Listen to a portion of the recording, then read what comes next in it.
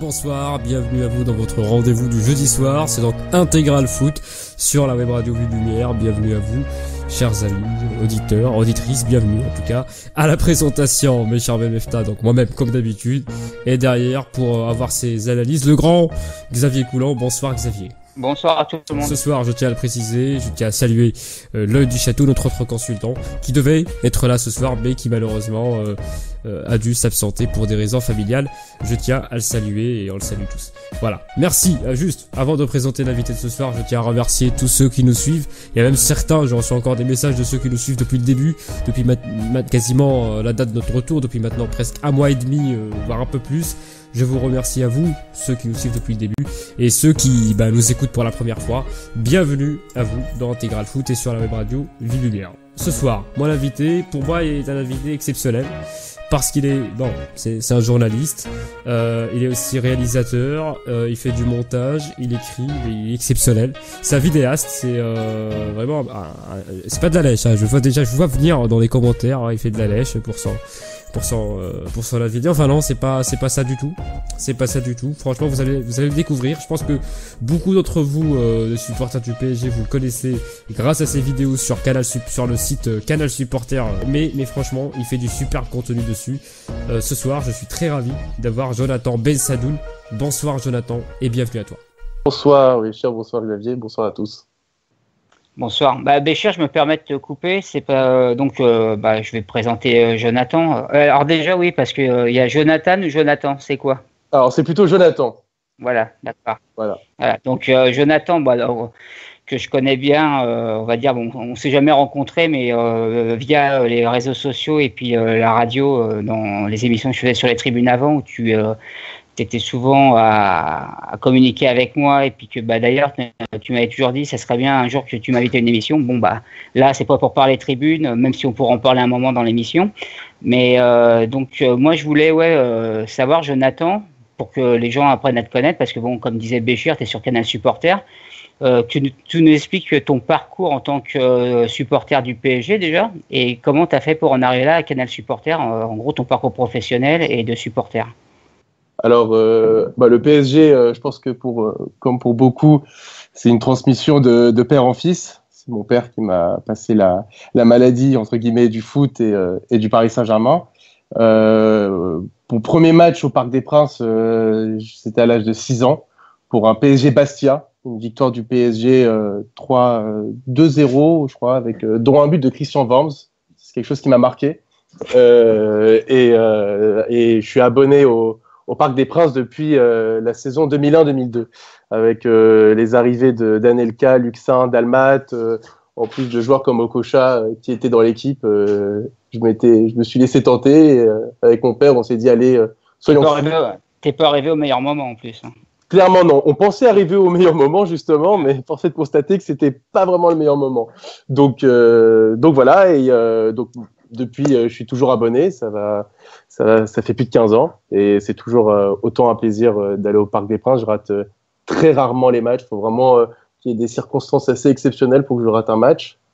Et concernant mon parcours professionnel, en fait, j'ai fait un parcours, on va dire, assez classique, à savoir, j'étais à la fac avec 2 ans de droit, 3 ans de sciences politiques, et j'ai fini ma dernière année dans l'école Sciences Po Paris. Tu te la pètes un peu là quand même. Ah non, pas du tout.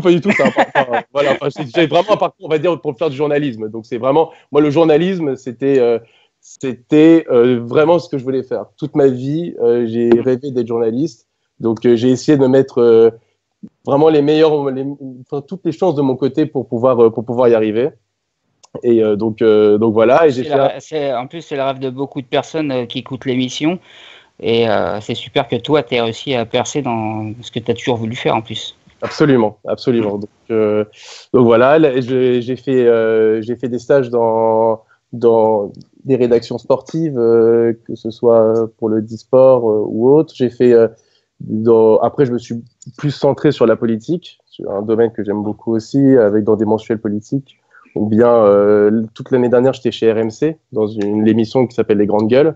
où j'ai pu faire beaucoup de choses, où j'ai appris vraiment beaucoup de choses là-bas, et l'équipe était vraiment vraiment géniale pour le coup. J'ai gardé un très bon souvenir. J'ai pu aussi aller dans la rédaction de RMC pour plus d'actualité. J'ai même pu faire quelques piges sur SFR Sport, mais on va dire que j'en voulais plus que ce qu'ils me proposaient. Donc il y a eu une annonce fin août, quelque chose comme ça, sur Canal Supporter. Il fallait envoyer un article, son CV. J'ai fait mon article, mon CV. Ça a plu à Marc Alvarez, qui est le patron de Canal Supporter. On s'est rencontrés, on s'est rapidement mis d'accord sur une idée commune de vidéo qui pourrait être en même temps assez sympa à regarder sans être trop lourde, et en même temps informative. Donc un peu sous la forme de YouTube, de ce qu'on peut voir, mais tout en étant informative, en évitant justement alors je respecte ce qu'ils peuvent faire, mais par exemple des mecs comme pour l'Olympique de Marseille, Ben Gouze, ou pour le PSG, quelqu'un comme Sabri PSG. Non, je te remercie. Ouais. Voilà, Copie pas, s'il te plaît. Voilà, c'est-à-dire que je pense qu'eux, ils sont vraiment supporters, mais simplement, ils sont dans une branche qui me plaisait pas du tout, et je trouvais que, justement, ces mecs-là, enfin, en tout cas, un mec comme Sabri PSG, on le mettait limite comme la tête d'affiche, le porte-drapeau des supporters du PSG dans les médias. T'as décidé de me faire saigner des oreilles voilà. Mais malheureusement, il a souvent été invité dans des émissions comme ça. Donc moi, ça me dérangeait aussi. Je pense que mais toi, t'es pas du tout dans ce concept-là. Après, on va en reparler un peu plus longuement. Toi, c'est carrément sérieux ce que tu fais. Voilà. Ce que fait Ben Gouze, ce que fait c'est Sabri que t'as dit, c'est ça? Sabri PSG, ouais, absolument. Voilà. Entre guillemets, c'est plus comique qu'autre chose, quoi. C'est ça. À la limite, j'aurais plus de respect pour ce que fait René Malville avec 5 minutes. Après, chacun fait ce qu'il a envie. D'ailleurs, comme tu dis, on les voit beaucoup, notamment Sabri, là, on le voit beaucoup dans les médias, comme quoi des fois ça marche de faire des choses comme ça. Toi, c'est beaucoup plus sérieux ce que tu fais. Enfin, les gens pourront aller sur Canal Supporter voir ce que tu fais dans le Mediascan.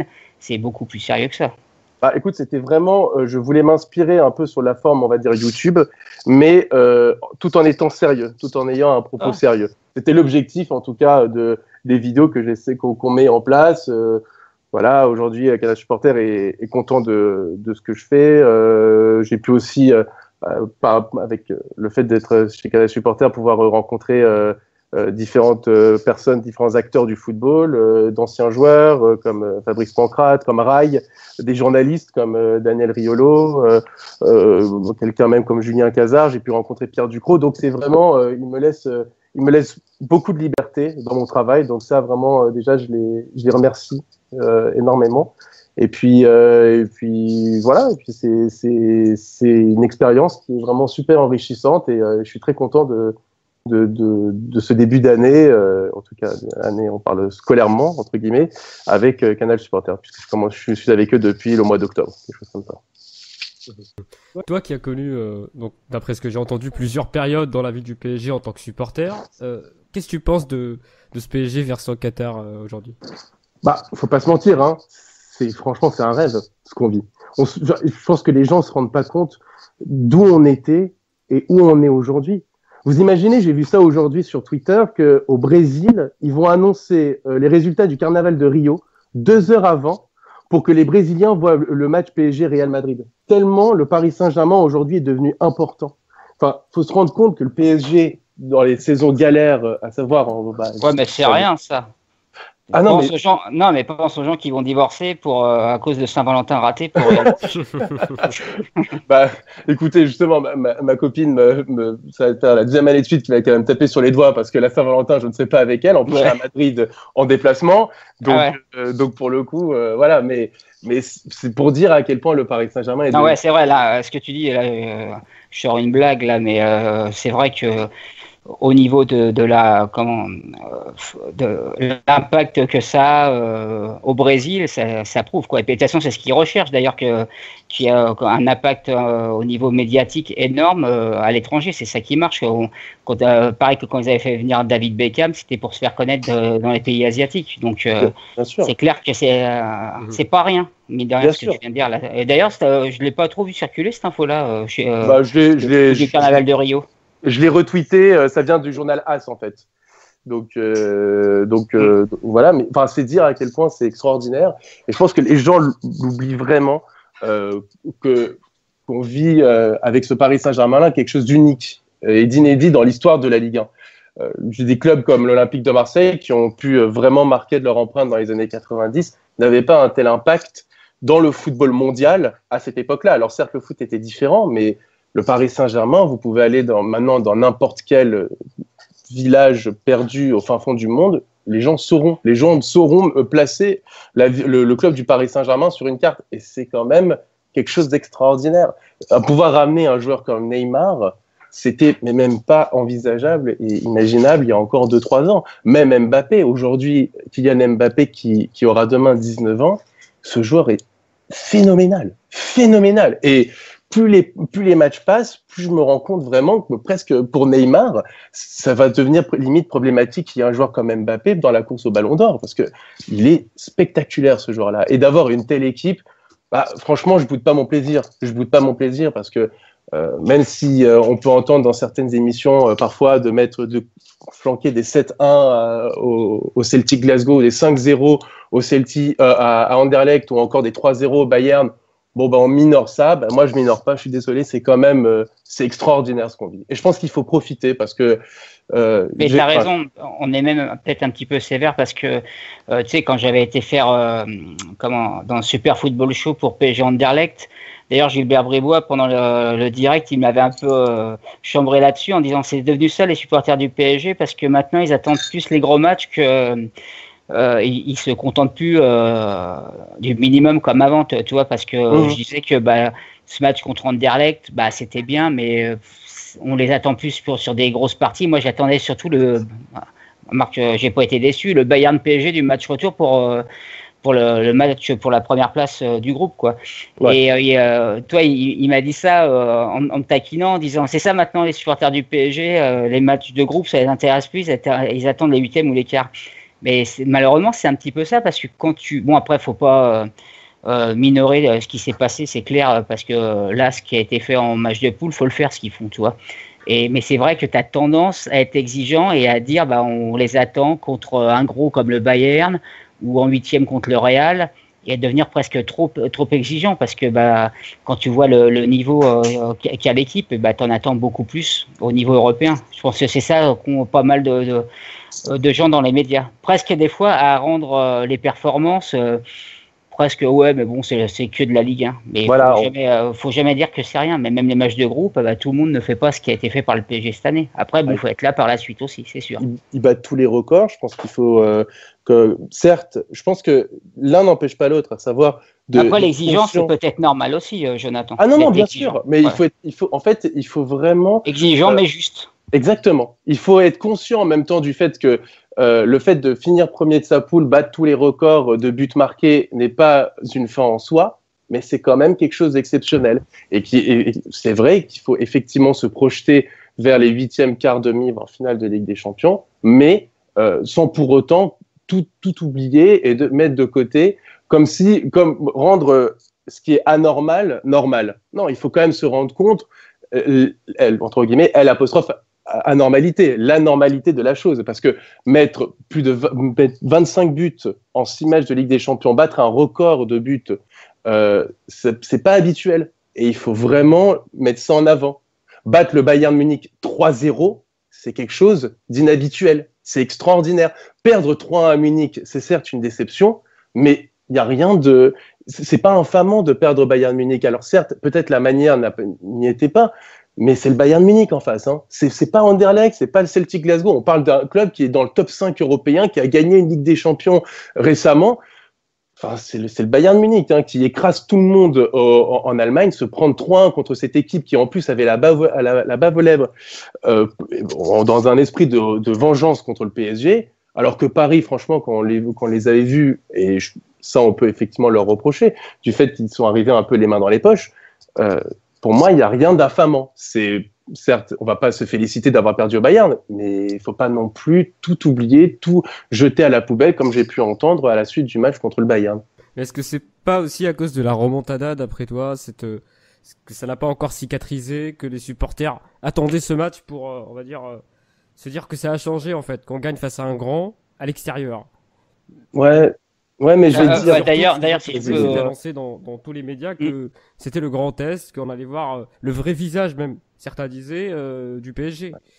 J'ai l'impression que chaque année, chaque match, on te dit ça. Et selon les événements, soit le mineur, soit le majeur. À savoir que. Ouais, mais Jonathan, juste pour compléter ce que dit Béchir, moi le premier en tant que suiveur ou supporter, ça dépend comment on se situe.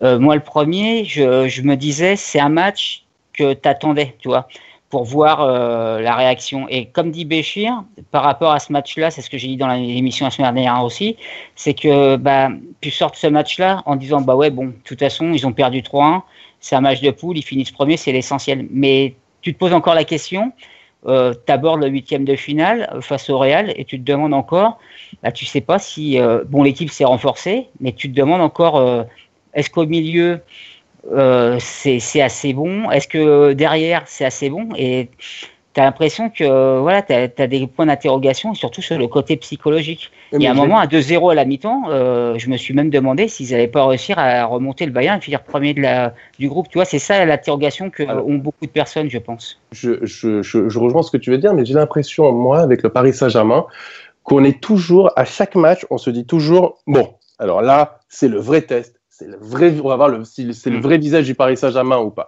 C'est-à-dire que moi, j'ai entendu ça, lorsqu'on est tombé contre le Bayern en phase de poule. On nous a dit, alors là c'est le Bayern, on va voir ce qu'ils ont dans le pantalon. Le PSG gagne, c'était un mauvais Bayern. Voilà, le PSG gagne, c'est un mauvais Bayern. De toute façon, ça ne change rien parce que le match important, c'est au mois de février. Les matchs de poule, ça ne compte pas. Après le match contre le Bayern, bizarrement, on n'a plus entendu ce discours-là. On a dit à quel point ce match de poule était vachement important, il était essentiel, etc. Donc, de toute façon, j'ai l'impression que le discours, il s'adapte selon Paris Saint-Germain. Mais de toute façon, on l'a bien vu l'année dernière après le Barça. Le 4-0 contre le Barça, quand on entendait les médias, franchement, la majorité des médias disaient que c'était juste le pire Barça de ces 10 dernières années, que Paris, avait fait un très bon match, mais c'est parce qu'ils étaient tombés sur un mauvais Barça. Alors qu'au match retour, moi, le match retour, je veux bien tout entendre sur le match retour. J'étais au Camp Nou, donc ça, je peux vous dire, je l'ai vraiment, le match, je l'ai bien vécu.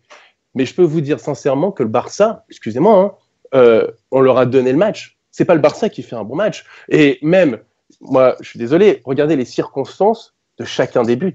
Ce que je veux dire, c'est que le Barça, leur seule occasion dans le jeu, c'est le but de Sergi Roberto.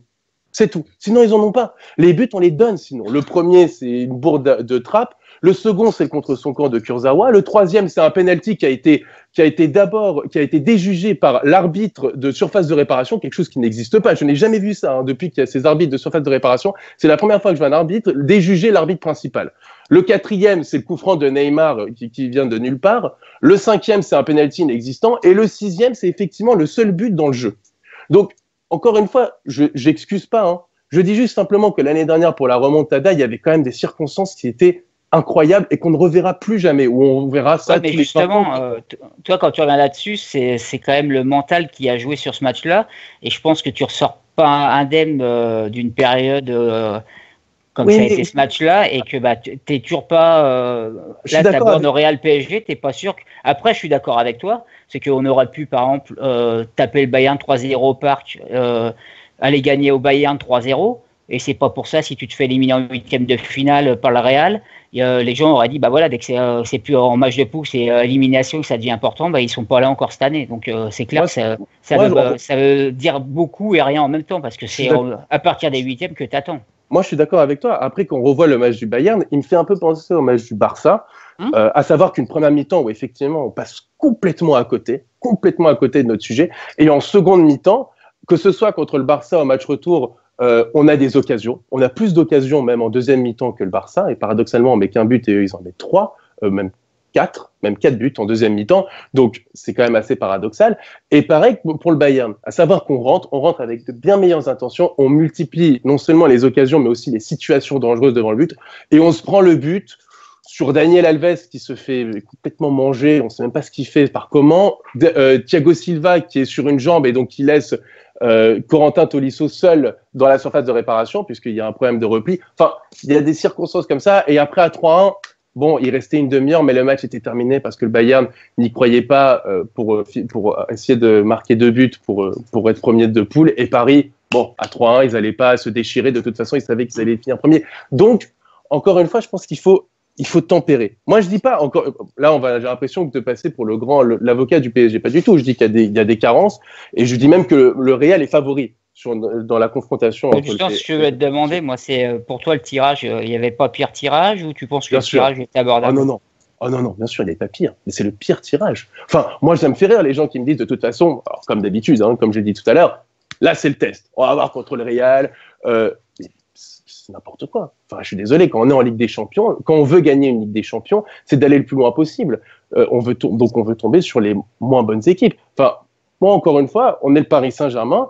On n'est pas comme un club de CFA en Coupe de France qui croise les doigts pour tomber contre le Paris Saint-Germain pour essayer de gratter un maillot et de rencontrer les grandes stars. Non, les grandes équipes, ou en tout cas les équipes qui veulent remporter le trophée, ils veulent au maximum éviter les autres grosses équipes pour aller le plus loin possible. Oui, puis c'est pas valable. C'est pas valable. Juste pour rebondir là-dessus, c'est pas valable. C'est valable pour les équipes, on va dire entre guillemets, qui sont pas appelées à gagner des champions. T'es content de rencontrer un gros, mais quand là, le Real PSG, t'es censé jouer dans la même cour, donc plus tard tu te rends compte et mieux c'est en général. Mais après, en Ligue des Champions, c'est difficile de tomber sur une équipe qui est pas grosse, parce que cette année, on voit que le plateau il est quand même vachement relevé et homogène. Enfin, on aurait pu tomber sur Beşiktaş, pas vous mentir. Donc, non, mais ce que je veux dire, c'est que le Real, il y a 2 ans, ils font quand même un parcours en Ligue des Champions où ils tombent contre la Roma en 8e, contre Schalke 04, Wolfsburg en quart de finale, Manchester City qui nous avait éliminés, enfin c'est le pire Manchester City qu'on ait vu de ces 5 dernières années, et une finale contre l'Atlético Madrid. Alors certes, l'Atlético Madrid, c'est une très bonne équipe, mais c'est une équipe qui était quand même fatiguée physiquement, qui cravache parce que Simeone les use physiquement, et donc qui était beaucoup moins forte. Donc moi, je suis désolé, quand j'entends de toute façon, pour aller loin en Ligue des Champions, on doit tous les battre, c'est faux. C'est faux. On n'est pas obligé de battre tous les gros. On peut les éviter. Et j'ai l'impression qu'avec le PSG, chaque année, qu'on finisse premier ou deuxième, de toute façon, on tombera toujours contre un gros. Donc c'est terrible. Notre objectif, c'est d'être parmi les plus gros, mais je pense qu'on l'est aujourd'hui. Mais quand tu recrutes des Neymar, des Mbappé, une équipe pareille, je pense que tu es Beşiktaş sur le Real Madrid, tu t'en fous, t'es là pour battre tout le monde, et pour gagner la Ligue des Champions, faut être le meilleur, faut battre tout le monde. Je vois pas pourquoi tu n'es pas d'accord avec ça. Non, mais je suis d'accord. Jonathan, je pense que Béchir. Je pense que même aujourd'hui, et toi tu sais, si aujourd'hui, imaginons qu'on tombe Beşiktaş en 8e de finale, une autre équipe assez moyenne en quart, une autre en demi, et qu'on gagne la Ligue des Champions, tu sais que dans les médias ils vont dire cette Ligue des Champions elle est peut-être pas si méritée que ça. Et tu sais, voilà. Ouais, mais ça n'a pas été dit pour le Real Madrid, hein. Ça n'a pas été dit pour le Real Madrid il y a 2 ans. C'est pas la même chose. Le Real Madrid, pourquoi 11 ou 12 Ligues des Champions, si je dis pas de bêtises. Mais c'est pas grave. Une Ligue des Champions, c'est une Ligue des Champions. Enfin, moi, je suis désolé. La France championne du monde. Enfin, la France championne du monde 98, elle bat le Paraguay au but en or. Elle bat l'Italie au tir au but en quart de finale. Elles battent la Croatie en demi-finale avec 2 buts de Lilian Thuram qui ont été ses 2 seuls buts en 110 sélections en une mi-temps. Et en finale, ils tombent sur le Brésil où Ronaldo il fait une crise d'épilepsie le matin où il manquait pas de limite de pas pouvoir jouer la finale. Donc, et pourtant, on n'en parle pas du tout. Hein. On dit juste que la France a été championne du monde. Je pense que c'est pareil pour le PSG. Je suis d'accord avec Jonathan. Moi, je suis d'accord avec toi. Toi, Béchir, quand tu dis ça, on pourra peut-être l'entendre. Mais le souci, c'est que en France, tu as tellement peu de Coupes d'Europe. Même si tu éliminais que des équipes de seconde zone et gagnais juste la finale, tu gagnes avec des champions, tu gagnes avec des champions. Mais de toute façon, il y a même pas le sujet, puisque de toute façon, ça peut pas arriver, puisqu'il y a quasiment que des grosses équipes en Ligue des Champions maintenant. C'est très difficile. Comme tu disais tout à l'heure, Jonathan, il y a quelques équipes épouvantails. Il y avait Beşiktaş, il y avait Bâle, il y a Shakhtar Donetsk.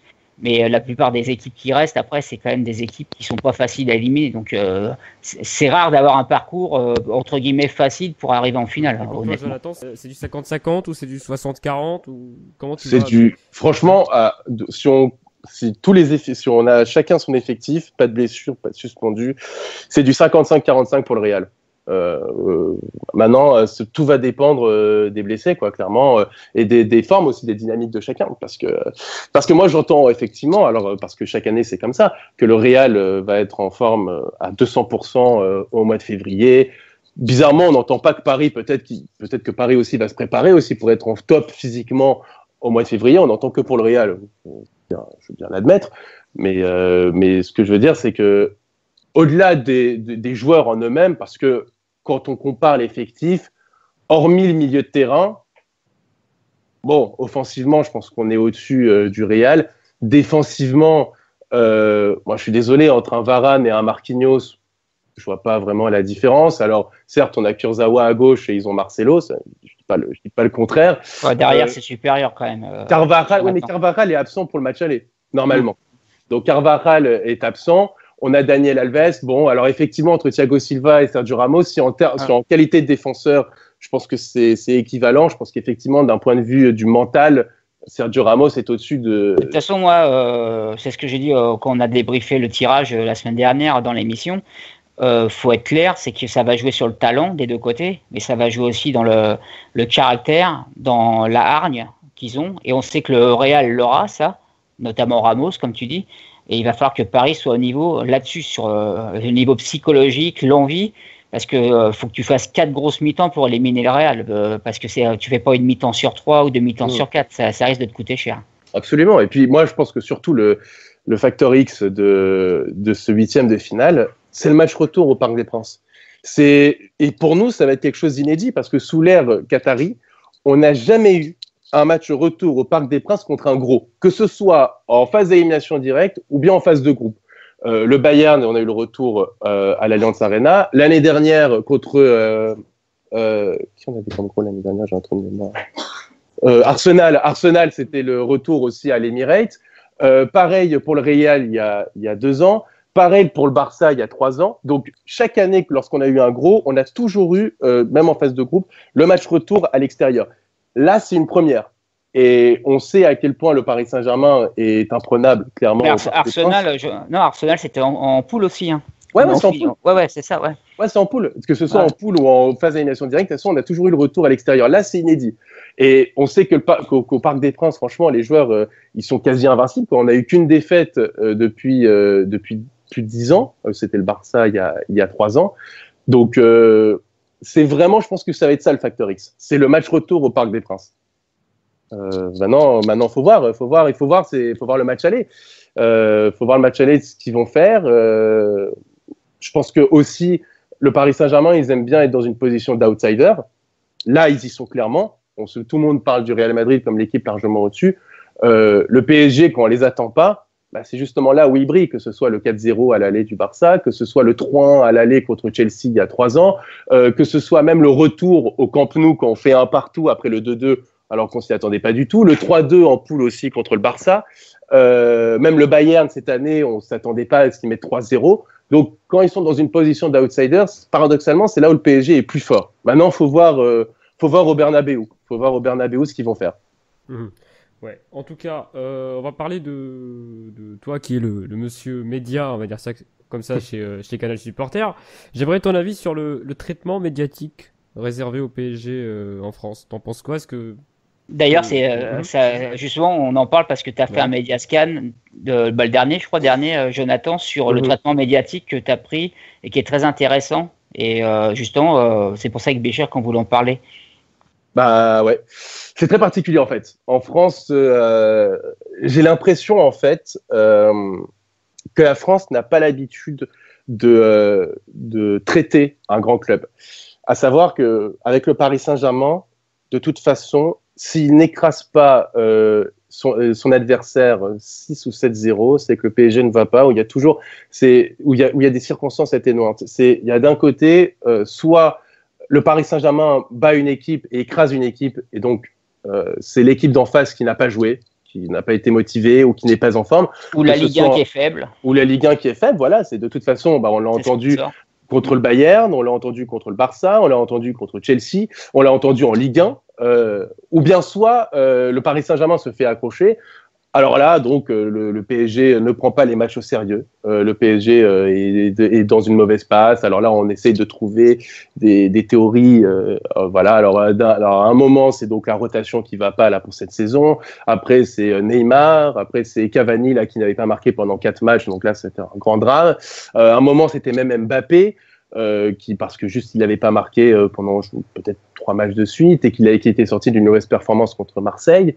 Mais aussi, t'oublies la grande catastrophe, le penalty gate. Le grand penalty gate aussi, qui a été vraiment un ramdam pas possible. Où pendant, j'ai fait justement une vidéo là-dessus. Ça a duré 10 jours. 10 jours entre le match, la fin du match contre Lyon, jusqu'au match contre le Bayern Munich. 10 jours du penalty gate. Quelque chose de totalement anodin. Mais le problème avec le Paris Saint-Germain et de ses médias, c'est que les médias ne sont, donc, comme je l'ai dit, pas habitués à traiter un grand club. Donc le problème, c'est que tout est dans la démesure. Mais d'un côté comme de l'autre. Quand le Paris Saint-Germain avait battu le Barça il y a 3 ans, 3-2 en phase de poule, quand on voit l'équipe qui s'emballe et qui te dit limite que c'est le plus grand match de l'histoire du football français, mais là, on fait, non, il faut redescendre. Là, effectivement, il faut redescendre, c'est qu'un match de poule. C'est ça le pire, c'est que tu vois encore des supporters qui réagissent comme ça. Tu te dis, bon, voilà, des fois, quand tu es supporter, tu t'emballes. Mais carrément, quand c'est des médias ou un grand journal, en plus, je crois que c'est l'unique journal c'est quotidien. Le seul quotidien sportif voilà, en France. Qui sort ça, quoi. Justement, t'attends ça des médias, c'est qu'ils informent les gens, qui t'informent en bien comme en mauvais, tout en étant juste et mesuré.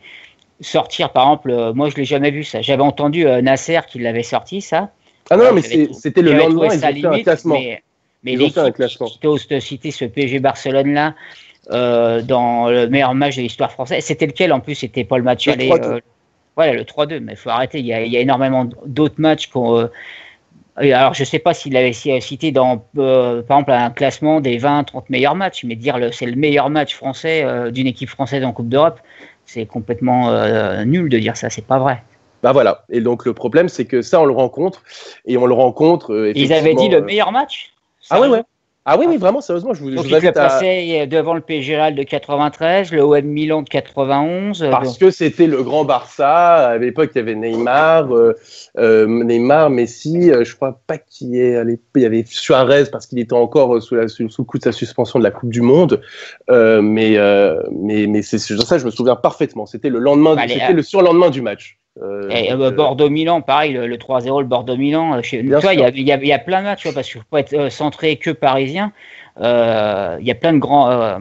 Il n'y a pas beaucoup de Coupes d'Europe en France, mais tu as quelques gros matchs. Bien et sûr. Te sortir un match de poule comme ça, parce que tu as battu le Barça 3-2, même si c'était un bel exploit d'avoir fait ça, non, tu ne peux pas dire ça. C'est incroyable.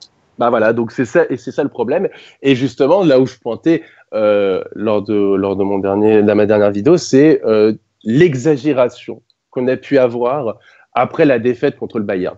Tout était remis en cause en fait. Des personnes, des journalistes qui pouvaient affirmer des choses et leur contraire à 10 jours d'intervalle, 2 semaines d'intervalle, comme si on avait ce match-là avait tout balayé. Et ça m'avait dérangé en fait. Qu'on puisse critiquer le match du Paris Saint-Germain, l'attitude qu'ils aient pu avoir en première mi-temps, ça je dis pas. Je suis totalement derrière, je suis totalement pour à critiquer ce qu'il faut critiquer. Mais de là à tout remettre en cause, je me dis mais heureusement qu'on n'est pas dans la situation du Real Madrid qui est à 10 points à peu près derrière le Barça en Liga, qui est deuxième de sa poule derrière Tottenham. On parle pas de Manchester City, hein, on parle de Tottenham. Heureusement qu'on n'est pas le Real ou encore Chelsea en Ligue des Champions ou l'Atlético Madrid en Ligue des Champions qui n'est même pas qualifié pour les 8e de finale. Heureusement qu'on n'est pas ces clubs-là parce que qu'est-ce qu'on n'aurait pas entendu. Donc je trouve que il y a un trop plein. Par contre, je pense qu'à l'étranger, c'est chaud aussi, hein. Même peut-être plus qu'en France. Je pense qu'en Espagne, comme tu dis, ou l'Angleterre, ça doit bien clasher aussi, encore plus. Ouais, mais je pense qu'ils prennent le contexte, ils prennent en considération un certain contexte. Par exemple, après la défaite contre Strasbourg, on connaît le contexte, 29 tirs à 2 buts pour Strasbourg et nous un seul. J'ai lu dans l'équipe, après un sondage qui disait... Tu leur en veux, hein. Non, c'est pas. En plus, franchement, je respecte leur travail. Le truc, c'est que parfois, effectivement, ils sont dans l'excès. Et le souci, c'est que c'est notre seul quotidien de sport français, ce qui est par ailleurs unique, limite à l'échelle mondiale. Je trouve quand même, pour être la référence, parce que ce sont les seuls, je trouve parfois ils font mal leur travail en tant que journaliste. Et je parle de journaliste en journaliste. Je trouve qu'ils font mal parfois leur travail. Quand j'ai pu lire sur leur site, sur leur Twitter, ils ont fait un sondage pour dire, après la victoire de Strasbourg contre le PSG, est-ce l'un des plus grands exploits de la Ligue 1 de ces dernières années? Là, on est là, on fait, non mais c'est, enfin, faut relativiser, faut respirer, se calmer. C'est un bel exploit de Strasbourg. Franchement, en plus, j'étais au stade à ce moment-là, donc j'ai vraiment, en plus, c'est une chouette ambiance. Enfin, t'es partout, ça se passe mal, hein, je fais remarquer. Écoutez, en 2017, j'ai eu un peu la schkoumoun, hein, je vais pas vous mentir. Heureusement que j'étais pas au Bayern, mais j'ai eu un peu la schkoumoun, effectivement. Mais est-ce que tu sens pas qu'il y a un peu de mauvaise foi aussi de la part de certains journalistes, ou plutôt je vais reformuler ma question, est-ce que selon toi, bien évidemment en tant que journaliste, il n'y a pas des journalistes qui veulent directement ou indirectement déstabiliser ce PSG?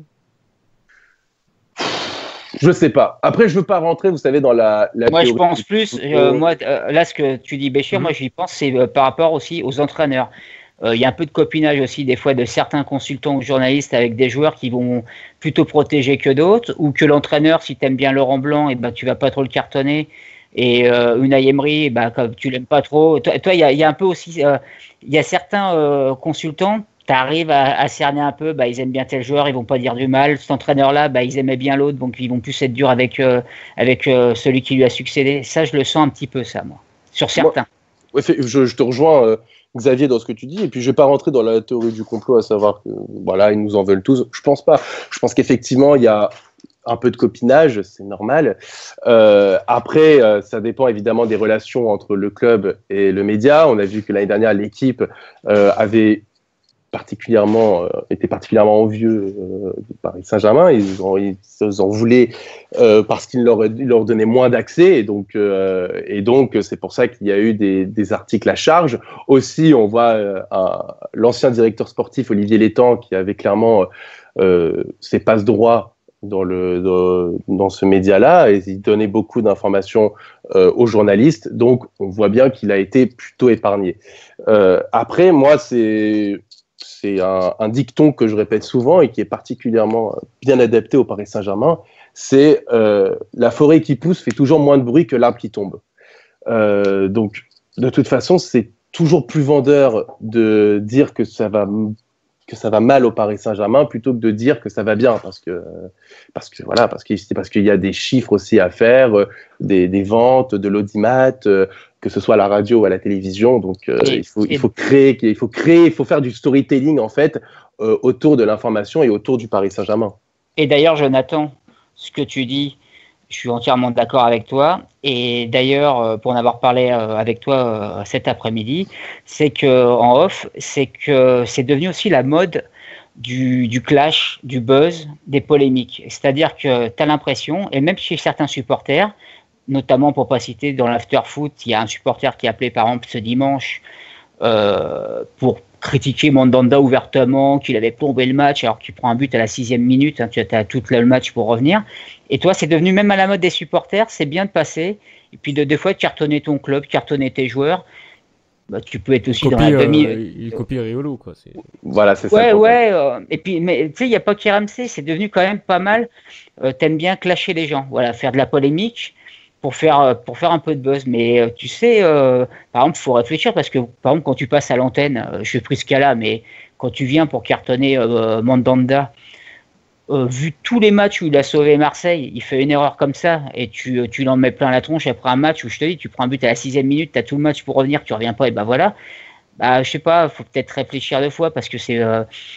Moi, j'aurais plus de respect pour un supporter qui est dans la mesure et qui est pas dans le supporterisme acharné et puis qui va pas dire n'importe quoi, mais qu'un mec par exemple qui va venir pour cartonner son club ou ses joueurs parce qu'il a perdu un match, parce que je vois pas l'intérêt du tout, tu vois. Non, et on dirait que c'est pour faire plaisir ou faire comme les autres, comme tu dis, Béchir, c'est peut-être pour faire pareil, toi, que certains. C'est même pas chez les supporters, parce qu'après un supporter qui passe, il veut faire son show et bon, je respecte ça, chacun fait ce qu'il veut. Mais en tout cas, c'est aussi, on retrouve ça chez plusieurs jeunes journalistes aujourd'hui qui débutent. Tu parles de Jonathan, ouais, d'accord, ouais, je vois.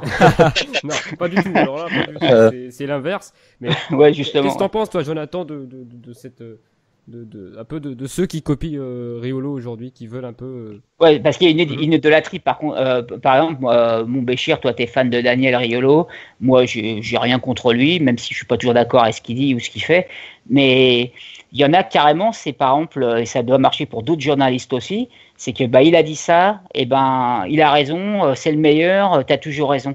Non, tu peux apprécier un journaliste pour le boulot qu'il fait. Moi, Jonathan, par exemple, j'aime bien ce qu'il fait. Peut-être qu'un jour, je lui dirais, là, j'ai pas trouvé terrible ce que t'as dit. Tu vois, faut pas, c'est presque de l'idolâtrie qu'il y a parfois chez certaines personnes. Et ça, il faut pas ça sert à rien. Il faut plutôt essayer, il y a du pour et du contre dans chaque consultant et journaliste. Je te rejoins parfaitement. Le problème, c'est qu'aujourd'hui, on est dans une génération, on va appeler la génération Twitter, à savoir, et il y a des bonnes choses, à savoir, tout le monde peut donner son avis sur un sujet et se créer une notoriété. Et donc, en se créant une notoriété, ils veulent se créer une crédibilité. Or, aujourd'hui, on a l'impression que pour créer cette crédibilité, il faut absolument être dans la contradiction et être critique envers son club, tout particulièrement le Paris Saint-Germain. Moi, je pense pas. Je pense qu'il faut pas rentrer là-dedans. Le problème, c'est qu'on légitimise certains supporters, que ceux qui passent à l'antenne ou qui écrit sur Twitter, parce que c'est la génération qui veut ça, c'est l'époque qui veut ça, qu'on donne la parole à tout le monde. Le souci, c'est que le métier de journaliste, c'est un métier. Entendre des gens qui passent parfois à l'antenne et qui donnent leur avis, alors moi je suis pas contre, au contraire, mais de là à légitimer leurs propos, j'en suis pas là. Aujourd'hui, le métier de journaliste, c'est un métier, c'est donner son avis, mais c'est de transmettre l'information. Le journaliste, il est le relais entre l'information et les citoyens. Le souci, c'est que la frontière, elle est de plus en plus poreuse entre le journaliste et le citoyen. Donc, tous les citoyens se prennent pour des journalistes. Et le problème, c'est que certaines personnes qui ne sont pas journalistes ont un propos qui est entendu et entendable par les autres citoyens, et donc qui décrédibilise un peu après le journaliste parce qu'il y a cette espèce de conflit d'intérêts entre les deux. Donc c'est un problème, je trouve et le souci, c'est que le journaliste qui est maintenant sur Twitter, il va être là pour se faire entendre et il va essayer de buzzer un peu, essayer d'être toujours dans le clash, essayer de taper sur un club parce que c'est facile, parce que ça peut te ramener du retweet, ça peut te ramener des follow, etc. Donc moi j'ai un peu de mal avec tout ça. Franchement, j'ai un peu de mal. Moi, on m'a pas appris ça en tout cas. Et me rendre compte de plus en plus que ça marche comme ça, je sais pas, ça me dérange quand même. Ça me dérange beaucoup. Je trouve que même le travail de certains confrères me plaisent pas vraiment. Alors je pense qu'ils sont dans une posture, de toute façon, s'il n'y a pas de secret. On sait très bien que lors d'une préparation d'une émission, surtout des émissions à débat, c'est normal, il y a des camps. Et pour créer un débat et donc créer du buzz et créer et amener de l'audimat, ça, il y a pas de secret. Mais aller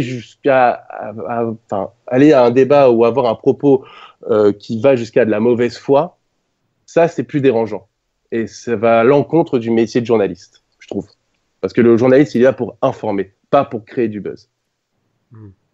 En tout cas, pour finir sur la question des médias, toi qui as eu la chance d'interviewer l'un des admins de Paris United quand salut, est-ce que tu penses qu'aujourd'hui ce genre de médias peuvent aujourd'hui, j'essaie de bien formuler la question, constituer un danger pour le club? Ça dépend. Enfin, pour connaître personnellement l'admin de Paris United, que une personne vraiment adorable, sont des vrais supporters du PSG. Eux, ils sont des mordus du Paris Saint-Germain pour le coup. Et ce qui m'explique, et ce que j'entends parfaitement, c'est qu'ils me disent, nous on n'est pas, en tout cas ce qu'ils me disent, on n'est pas contre notre club. Nous on est là pour mettre en lumière quelques vérités et quelques soucis qu'il peut avoir en interne dans le club ou bien même dans leur relation avec les médias. Moi, je l'entends parfaitement. Ils vont sortir leur livre Révélation d'une révolution en mars prochain. Après, comment dire? Oui, peut-être toutes vérités ne sont pas bonnes à dire, mais tant que ça ne va pas à l'encontre du Paris Saint-Germain ou par exemple, imaginons qu'ils aient fait une espèce de magouille pour Neymar, ça j'en sais rien, je spécule totalement, hein, qu'ils aient fait une magouille pour le transfert de Neymar et qu'ils s'en rendent compte et qu'après ça les amène devant la justice, etc. Là, effectivement, ça serait pas bon. Mais parler effectivement de problèmes qu'il peut avoir au sein du vestiaire avec les chichas, ce sont les premiers à en avoir parlé. Après, ça a été repris dans différents médias, mais Paris United, ils ont été les premiers à dire ce genre de problème. L'incompétence totale que pouvait représenter Patrick Kluivert l'année dernière au poste de directeur sportif, ou pardon, directeur du football, un titre qui n'existe pas, ça, je pense que c'est bénéfique. De parler, par exemple, de transfert et de dire que le Paris Saint-Germain était sur Neymar, Mbappé et qu'ils auraient dû même signer Fabinho, ça je peux vous dire de sources très très sûres que ça aurait dû se faire et que c'est simplement Monaco qui a vraiment fait machine arrière au dernier moment. Ça, je pense que c'est une bonne chose. C'est une bonne chose, ça donne de l'information aux supporters comme nous qui sont friands surtout en période de mercato. Donc je pense que c'est une bonne chose qu'ils existent, ce Paris United. Après, peut-être qu'il y a certaines choses dans leur communication qui seraient peut-être à revoir, et j'en parle régulièrement avec l'un des amis justement. Mais dans l'ensemble, ils font vraiment un super travail. Un super travail, et ils sont de plus en plus reconnus entre guillemets dans le milieu, et leur propos, il est vraiment de plus en plus pris au sérieux. Et je suis vraiment content pour eux, quoi, parce que ce sont vraiment des mecs bien. Ouais, non, bien sûr. Non, moi, je ne dis pas le contraire avec ma question. Hein, c'est aujourd'hui le média le plus fiable. Mais vu que tu es la personne aujourd'hui, la seule personne quasiment qui aujourd'hui a eu un contact avec eux, un contact direct. Donc je me devais de poser cette question. Non, bien sûr, je comprends parfaitement, il n'y a pas de problème. Je suis certain que certains vont essayer de mal interpréter ma question, mais c'est pas du tout le cas. Je tiens à le préciser. En tout cas, c'est la première fois que ça arrive. On va essayer de changer les rôles. Tu vas, d'après ce que m'a dit Xavier, vous allez changer de rôle. Et c'est toi qui vas lui poser des questions sur les supporters, si je me trompe pas, c'est ça? Absolument, parce que Xavier est on peut le dire, un ancien ultra, clairement, du Parc des Princes. Pas vraiment. Moi, je vais rectifier ça. Alors voilà, justement, voilà. Ah ouais, non, t'avais une question là-dessus, justement? Voilà, absolument. Je voulais savoir, donc, qu'est-ce que tu pensais d'aujourd'hui du collectif Ultra Paris qui est arrivé au Parc des Princes et qui certes amène beaucoup d'ambiance, amène une seconde jeunesse au Parc des Princes, mais qui, on l'a pu voir récemment dans les médias, on peut voir il y a quelques soucis en interne. Qu'est-ce que tu en penses, toi? Alors moi, je vais être clair, déjà, j'ai jamais été ultra, j'ai toujours défendu la cause dans les émissions que j'ai fait entre 2011 et 2016, parce que c'est une façon de supporter qui me plaît. J'ai plus été dans des associations de supporters, mais toi, je faisais même pas les déplacements. Donc on va dire, maintenant, il y en a même qui diraient que je suis peut-être un footix, tu vois. Mais bon, voilà, j'allais au Parc des Princes et j'aimais aller dans les tribunes où il y a de l'ambiance. Mais pas ultra, parce que ultra, c'est vraiment un mode de vie, tu te consacres à ça, voilà, t'as presque pas de vie de famille. Hein. Et moi, le collectif Ultra Paris, pour être clair, c'est que j'étais plus sur le modèle de liberté pour les abonnés qui mélangeait un peu les deux tribunes. J'avais bien aimé ce concept-là. Maintenant, c'est le collectif Ultra Paris qui a réussi à réintégrer les tribunes du Parc des Princes. Et de toute façon, que tu sois pour ou contre le collectif Ultra Paris, on peut pas dire que le contraire, que l'ambiance est revenue, parce qu'à un moment c'était devenu même catastrophique. Donc pourvu que ça dure. Après, comme tu dis, il y a certaines choses qui sortent dans les médias. Alors moi, comme j'y suis pas, je m'en méfie, parce que vaut mieux parler de choses où tu es présent et où tu peux vraiment confirmer ou infirmer. Le seul truc que je dis, faut vachement se méfier, parce que quand tu as réussi à revenir dans les tribunes, faut te comporter le mieux possible, parce que c'est un risque de reconnaître ce qui t'est arrivé à une période où tu te retrouves sans association de supporters ou des dissolutions, Et donc voilà, maintenant qu'ils ont réussi à réintégrer les tribunes, il faut tout faire pour que ça se passe pour le mieux, parce que le moindre pas de travers, et ça marche pour tous les ultras, t'es pointé du doigt au risque de te faire dissoudre ou interdire ou huis clos. Donc voilà, c'est un milieu qui est pas très très bien vu dans le monde médiatique, on va dire, et pas que médiatique d'ailleurs. Mais toi, tous ces interdictions de déplacement, en fait, le problème, c'est qu'on a l'impression qu'on n'arrive pas à trouver le juste milieu. À savoir que le problème, il y a, je pense, une impression, surtout cette année, qu'il y a eu beaucoup de problèmes dans les tribunes, et on punit les supporters en les interdisant de se déplacer. Est-ce que toi, tu vois un espèce d'entre-deux, justement? Moi, je vais être clair. D'ailleurs, c'était un coup de gueule que je voulais passer, moi. C'est que Didier Quillot, par exemple, il est passé sur SFR Sport. C'était au mois d'octobre, je crois, novembre, plus novembre d'ailleurs, où il en gros, entre guillemets, gargarisait que maintenant, il y a quasiment plus d'interdiction de déplacement pour les supporters. Et que en France, on sait gérer le déplacement de nos supporters. D'ailleurs, je le mentionne souvent sur Twitter, mais bon, il m'a jamais répondu, bien sûr. Et je suis pas d'accord du tout avec lui, parce qu'au contraire, il y a de plus en plus d'interdictions de déplacement. Et moi, je me rappelle quand je faisais l'émission sur Liberté pour les auditeurs, la plupart disaient, après l'Euro 2016, ça peut-être allait mieux.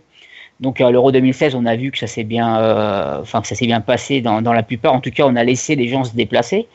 Malheureusement, on voit que là, après l'Euro 2016, ça continue autant. Et malheureusement, il y a quelques incidents qui se passent maintenant, et donc on peut dire que certains vont se frotter les mains des incidents. Mais je pense qu'à un moment, il faut juste réunir les gens, que les supporters, essayer de discuter les supporters avec les dirigeants, avec les instances, et que à un moment, les interdictions de déplacement, c'est peut-être pas une solution. Les incidents, c'est sûr que c'est pas vendeur, bien au contraire, on peut pas cautionner ça. Mais voilà, ils arrivent peut-être à la fin d'un système, et il va peut-être falloir réorganiser tout ça. C'est exactement comme le coup des fumigènes là, avec Lyon, où ça fait scandale par rapport aux fumigènes pour les 30 ans des Badgones, que les joueurs sont, et puis les dirigeants, enfin il y a eu Ola, je crois, Genesio, qui sont venus avec des fumigènes, ça fait scandale sur les fumigènes. Moi, les fumigènes, ils disent que c'est interdit, mais tant que c'est bien utilisé, qu'il n'y a pas d'incident, je vois pas le souci. Donc après, voilà, ce que je voulais te dire, c'est que gérer les supporters, il y a peut-être une façon à faire de se parler d'un côté comme de l'autre. Il y a des choses à faire du côté des supporters pour que ça se passe mieux, peut-être. Que les instances ouvrent un peu plus le dialogue, parce que la répression abusive tout le temps, c'est peut-être pas tout le temps la meilleure des solutions.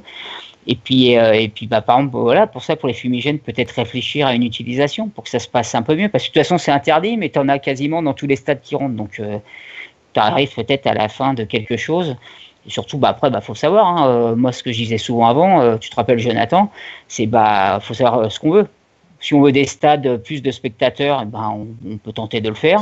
Si on veut des stades avec un peu de vie, malheureusement, sans association de supporters, tu as beaucoup moins d'ambiance. Et le meilleur exemple, c'est le Parc des Princes. Tu remets le collectif Ultra Paris, c'est peut-être pas parfait, c'est peut-être pas comme c'était avant, mais tout de suite, l'ambiance est revenue. Donc voilà, moi je pense qu'il faudra à un moment discuter. Il y a l'Association nationale des supporters qui est là pour ça. J'ai pas l'impression que ça avance dans le bon sens. Pourtant, Didier Quillot avait des bonnes idées quand il a pris ses fonctions. Mais pourquoi tu penses que ça avance pas? Enfin, c'est quelque chose qui est voulu par les autorités parce qu'ils ont peur justement de tendre une main et qu'ils la regrettent, ou est-ce que tu penses que c'est délibéré? Honnêtement, je sais pas. Parce que délibéré, honnêtement, je ne saurais pas te répondre ça. Moi, ce que je sais, c'est que j'ai toujours prôné le dialogue, tout en disant que les supporters, faut pas faire croire que tout est parfait chez les supporters, eux-mêmes le disent. Mais par contre, faut pas dire que tout est noir ou tout est blanc, tu vois.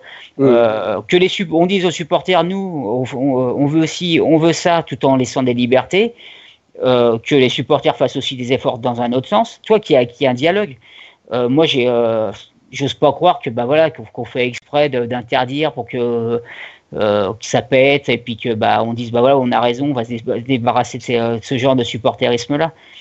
Je pense qu'au contraire, il faut qu'il y ait un dialogue, il faut qu'il y ait une liberté d'expression. C'est pareil. Ouais, j'ai vu à Bordeaux, l'autre fois, ils ont voulu rentrer une banderole Gourvenec d'émission.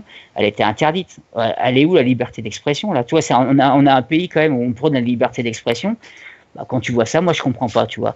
Autant moi qui interdisent par exemple des faits de hooliganisme qui les condamnent, j'ai aucun souci là-dessus. Je suis d'accord, voilà. Moi c'est pas trop, c'est pas ma tasse de thé. Moi, ce que je défends, c'est l'ambiance. Par contre, que tu interdises par exemple des drapeaux, des banderoles, tout ce qui fait partie de la liberté d'expression, ça je comprendrai jamais.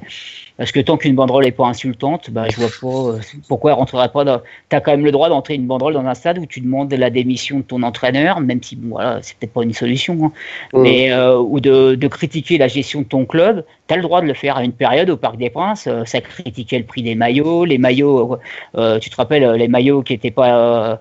Nike respectait pas trop l'histoire sur les maillots du PSG, et ben direct, il y avait des banderoles. Il y avait eu des banderoles des fois qui étaient même bien trouvées. Je me rappelle de banderoles des Lutèce Falco ou même à Boulogne des fois qui sont passées. Voilà, tant que c'est pas insultant, je vois pas pourquoi on interdit ça. T'as l'impression qu'on veut de plus en plus aseptiser le football. Alors en ce moment, il y a des débats sur la vidéo. Ouais, on est en train de tuer notre football. Bah, moi, les tribunes, j'aimerais bien qu'on essaye d'avoir des tribunes en sécurité. Oui, avec beaucoup pas de débordement. Mais de là à te priver de supporters adverses, par exemple, dans les déplacements, bah voilà, je trouve ça dommage et j'espère un jour qu'on va revenir un peu à la normale. Mais je suis pas persuadé, moi je sais pas ce que vous en pensez, Béchir et Jonathan, mais moi je suis pas persuadé qu'on va revenir vers quelque chose qui va s'améliorer. J'ai plutôt l'impression que ça s'aggrave de plus en plus, quoi. Bah, pour moi, j'ai l'impression, comment dire, j'ai l'impression qu'on est au bout d'un système, celui des ultras, où de toute façon. T'es pessimiste comme moi. Ouais, bah ouais, parce que je le vois et cette année, ça ne va pas en s'arrangeant. Et je pense qu'il faut véritablement se réunir pour pouvoir en discuter. Parce que. J'ai envie de te dire, tu m'as souvent écouté le dire. Par exemple, sur Liberté pour les auditeurs, on l'a dit pendant des années. Après, j'ai fait 100% supporter. L'émission que j'ai fait aussi au Studec avec mon ami Yanis. On en a parlé. Toi, tu as l'impression là, ce que tu viens de dire, on en parle depuis des années, tu vois, et que ça avance pas. Et alors que tu as l'Association nationale des supporters, par exemple, qui est là pour discuter avec les instances, et j'ai pas l'impression que ça avance, tu vois. Ouais, mais parce que j'ai l'impression que c'est plus une épine dans le pied qu'autre chose pour les autorités. Ils veulent pas se soucier de ça parce que ça va être un problème supplémentaire. Et donc voilà, parce que le souci, c'est qu'aujourd'hui, on a l'impression, d'un point de vue extérieur, en tout cas si on n'est pas dans le milieu du football, c'est que il ne peut pas avoir d'ultra sans violence. C'est le souci, et le problème, c'est que cette image, elle est... Il y a un amalgame qui est fait souvent. Et d'ailleurs, même au sein des supporters même, hein, il y a des supporters de foot qui viennent lambda, quoi, qui ont du mal un peu avec ce phénomène-là. Et c'est pour ça que je disais souvent, moi, faut pas donner le bâton pour se faire battre, parce que le moins de petit écart, tout de suite, bah, on les regarde du coin de l'œil, et puis ça fait un peu peur, toi. Il y a des gens qui ont peur de ces supporters-là. Et alors que bah t'en as besoin pour l'ambiance, et ouais, il y en a qui sont réticents parce que ça leur fait un peu peur. Et donc mais bon, moi je pense qu'il faut un juste milieu justement, et faut prôner le dialogue pour que ça se passe pour le mieux possible. Et déjà toi, une main tendue d'essayer de réorganiser des déplacements, ça serait déjà bien, parce que bah, malheureusement quand tu le fais pas, bah tout de suite bah voilà, t'es un peu en opposition, et voilà, c'est constamment tous les ans, et ça augmente. Et les mecs, à un moment, ça commence à te monter à la tête, et puis bah, t'as plus envie de faire d'efforts quand tu vois que ça avance pas. Toi, c'est ça le danger, c'est si tu fais des efforts, que tu vois qu'il y a une avancée. Tu fais des efforts et puis que rien n'avance, bah, il risque d'y avoir une rupture à un moment. Et comme tu dis, cette année, j'ai l'impression qu'il y a un petit peu plus d'incidents que les autres années. Malheureusement, ça va pas aller dans le sens des supporters. C'est ça que j'ai un peu peur, moi. C'est de toute façon, même on l'a vu à Saint-Étienne. Ce qui s'est passé, c'est proprement scandaleux. Ils ont pas à réagir comme ça, les Stéphanois, parce que il y a eu un 5e but, ou bien parce que Fekir monte son maillot. Et limite, au début, on entendait justement en direct sur Canal+, limite à blâmer l'attitude de Fekir, alors que Fekir, il fait sa célébration. On l'a déjà vu de nombreuses fois, que ce soit Ronaldinho à l'époque du PSG Marseille, ou bien lors de Barça Real. Ou même Icardi, il avait fait avec l'Inter, ça n'avait pas créé autant de mouvements d'humeur. Et je trouve que c'est encore une fois, c'est presque abrutir le supporter, dire ça. C'est de toute façon, Fekir ne doit pas faire ça parce que face à toi, tu as des bœufs. Donc, tu vas les exciter et donc ils vont venir t'attaquer. Et malheureusement, le souci, c'est que tu as certains bœufs qui ont réagi donc et qui sont venus sur le terrain pour en découdre, que ce soit par le geste de Fekir ou le 5e but.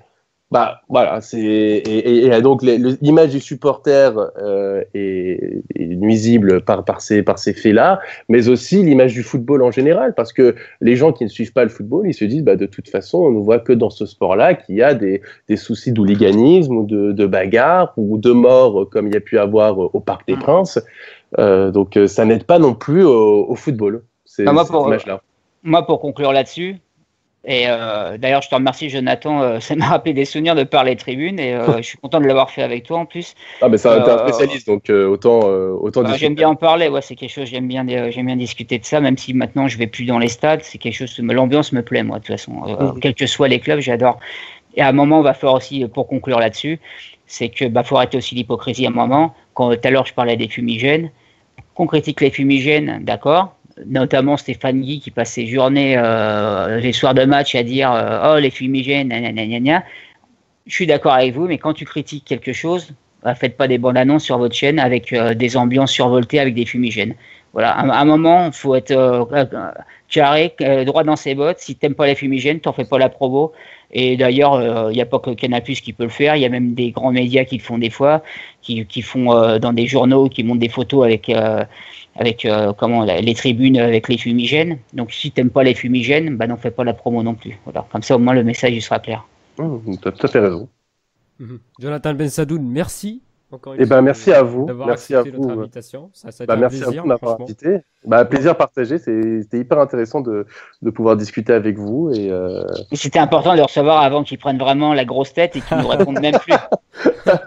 Non, ça n'arrivera certainement pas. Alors là, j'ai été éduqué pour justement avoir vraiment les pieds sur terre. Et puis bon, alors déjà pour moi, je vais dire, j'étais vraiment content, pareil que Béchir, de te recevoir depuis le temps qu'on voulait faire une émission tous les deux. Et de toute façon, on aura l'occasion peut-être de te recevoir à nouveau par la suite. Et en tout cas, je te souhaite, maintenant que tu as un pied dedans, de réussir dans le métier de journaliste. Et maintenant, je te dis, fonce la tête en avant, hop là. Et puis maintenant, on veut te retrouver encore plus haut par la suite.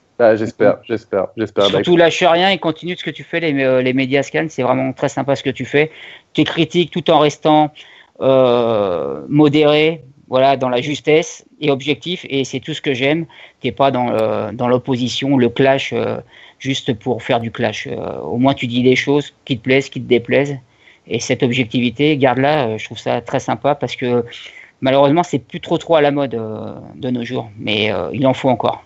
Ça me fait plaisir que tu dis ça parce que c'est en tout cas, c'est l'objectif à chaque fois que j'écris, que je réalise une vidéo. C'est l'objectif à chaque fois, c'est d'être d'être le plus objectif possible dans mon propos parce que c'est, encore une fois, je le répète, c'est le métier de base de journaliste, c'est d'être objectif, voilà, et de partager une information, qu'elle plaise ou qu'elle déplaise, mais c'est l'objectivité. C'est ça le métier de base. Quoi. Merci, on te souhaite bonne chance en tout cas. Merci en tout cas, merci de m'avoir reçu et c'était vraiment un plaisir et à bientôt, j'espère. Merci. Quant à nous, on va se retrouver demain. Donc demain, vendredi, 19h10, exceptionnellement avec un autre épisode d'Intégral Foot, juste pour cette période de fête. Il y aura 2-3 épisodes par semaine, donc demain, vendredi, il y aura un autre épisode. Merci Xavier Coulant. Merci Béchir, c'était un plaisir comme d'habitude, tu sais bien. Encore une fois, merci Jonathan. Moi je vous dis à demain pour un autre épisode d'Intégral Foot. Passez une bonne soirée. À bientôt.